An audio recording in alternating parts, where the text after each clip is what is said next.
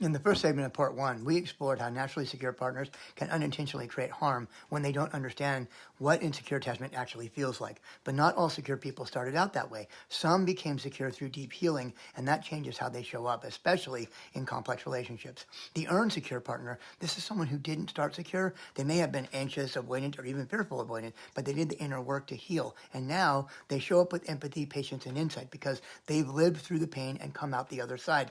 They often understand insecure behavior because they've been there. They can co-regulate. They value emotional safety. They're often seen as incredibly grounding for their insecure partners. But here's the shadow side. Earned secure individuals can sometimes overfunction. They may tolerate too much, stay too long, or feel responsible for fixing their partner's pain, especially if they're still proving their worth through healing others. Now, what this matters in relationships is naturally secure and earned secure partners can have healthy, deeply connected relationships with insecure partners, but the path to that outcome depends on self-awareness, shared responsibility, and emotional intention. So let's start with naturally secure partner.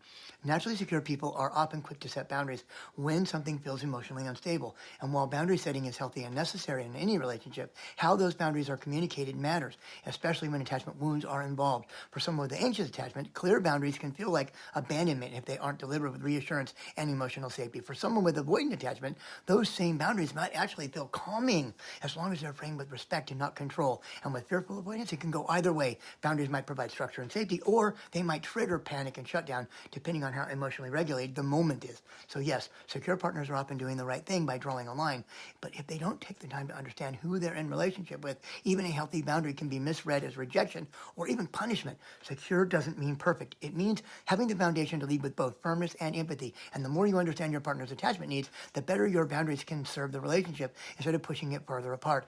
And here's where the difference between naturally secure and earned secure really matters. Earned secure partners often know what they're looking at because they've lived it. They've felt the fear of abandonment or the need to disconnect. So when those patterns show up in their partner, they tend to recognize them for what they are, trauma responses, not character flaws.